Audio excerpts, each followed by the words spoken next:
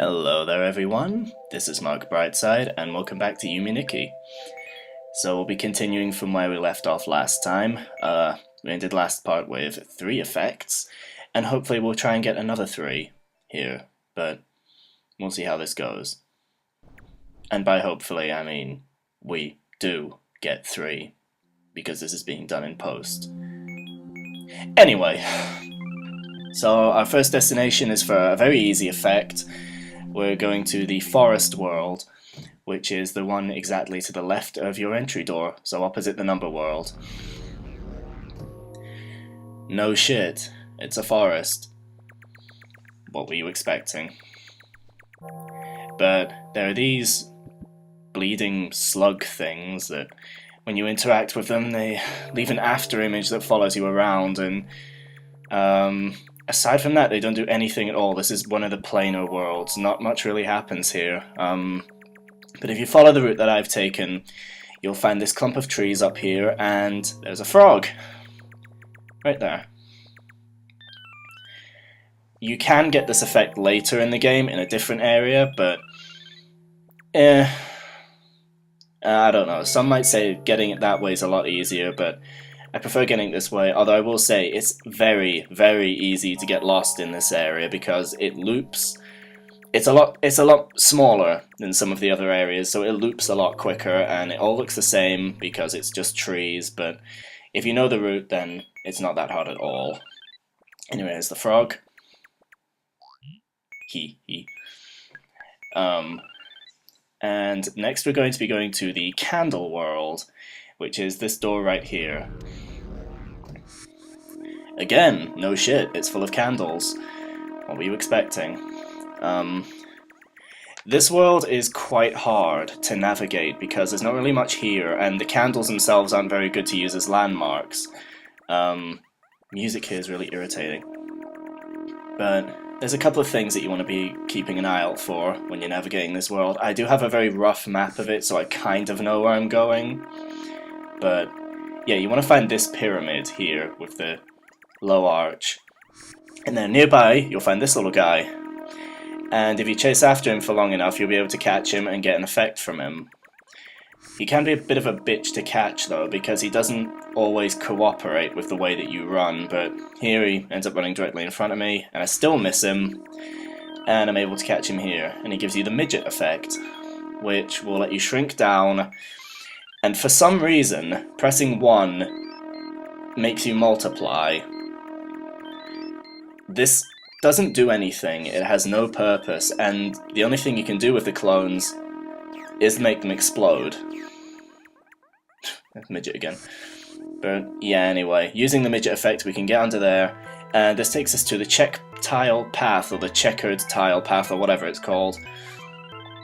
And going around here, this is one of the easier Toriningen to get caught by, just because of the way this area, moving diagonally in Yume Nikki can be a bit of a problem. See, I was only one tile away from being caught just now.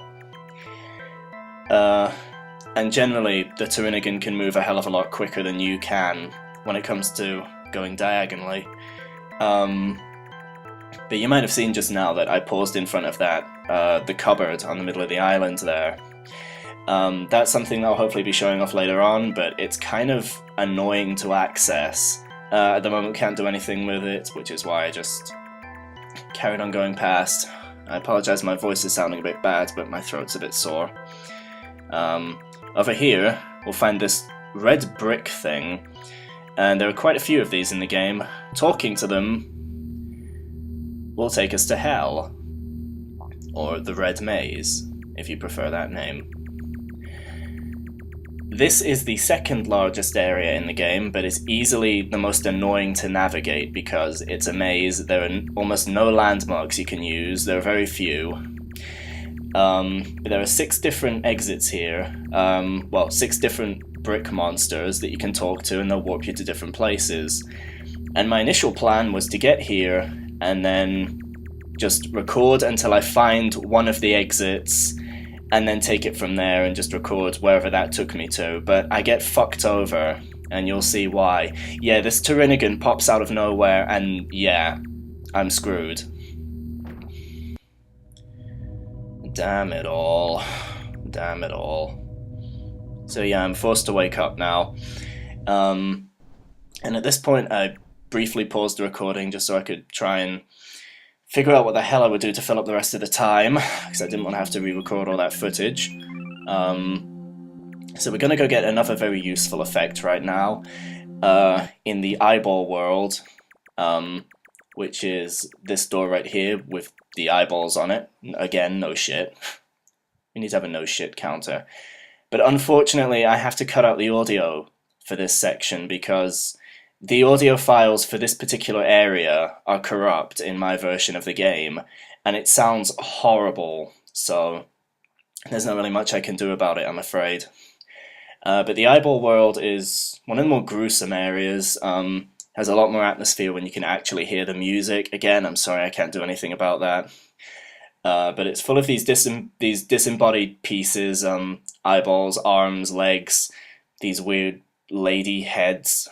I don't really know what you call them. You can stab the eyeballs and they'll turn green, which I suppose could be useful if you needed a landmark. And there's a few things you can find in here, but really, this is more one of those areas it's about what you see rather than what you can do.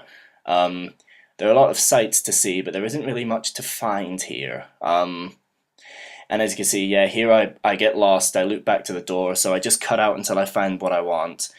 Hidden out here somewhere, there's an eye, an eye with a palm in its hand, there's a hand with an eye in its palm, and interacting it will give you the Medamaude effect.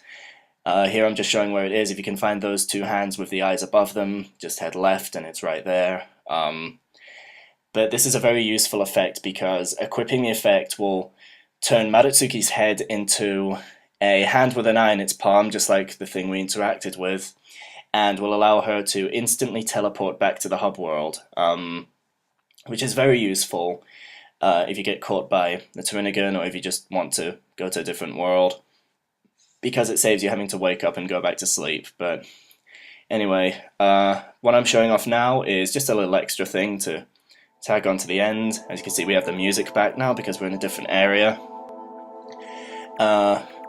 These things right here, these monsters, have a lot of theories behind them. I'm not sure if I agree with those theories, but there you go. I'll talk about that later. Anyway, getting to here is the footprint path, and yeah. I have no idea what these are, but they're the only interesting thing in the footprint path, aside from an entryway to hell. And I thought there'd been enough hell in this video, so I didn't really want to go back. Especially considering my luck there before. I could have used the Medamaude then, but I didn't have it, so whatever. And that's about it here, really. But I wanted to show it off anyway. It's an easy way to get to hell if you can find that gateway in the eyeball world, but there are much easier ways, so... Returning to the hub world, there's one last thing I want to show off quickly. It's entirely unimportant, but I want to show it anyway. And we're going back into the number world. And you can only do this if you have the knife or one other effect that we've yet to acquire, but the knife makes it slightly easier and slightly quicker, a bit more bearable to watch. But we want to head up here, just keep going up and left, and eventually we're going to come to a door guarded by a creature with a weird face. Yeah, it's one of those, but a different color. If we keep going around, and that room down there is where the Toriningen normally sends me, the one that grabbed me last episode. But here's this guy, and now we're going to stab him. Ugh, I hate that scream. But anyway, entering this door will lead us to the stabbing room. The only way you're going to get past all these creatures is either by using the knife or the cat effect, but we don't have the cat yet, so let's get to it.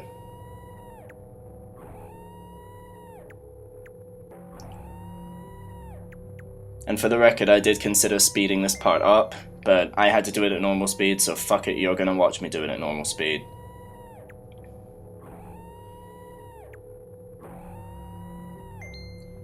And that right there is, occasionally when you kill enemies, it can be anything in the game, they'll drop yen. And the only purpose yen has in this whole game is to buy drinks at the vending machine. There are vending machines scattered around the dream world, you'll occasionally find them. But we'll get to that later when we actually find one. Yeah, you can easily notice this blue, phallic-looking thing sticking up out of the floor, this blue mountain. And if we kill enough of these guys so that we can actually see what it is... Come on. Die. Die. Die. Oh, this is tedious. It's a face! What's the purpose of this face? Absolutely fucking nothing.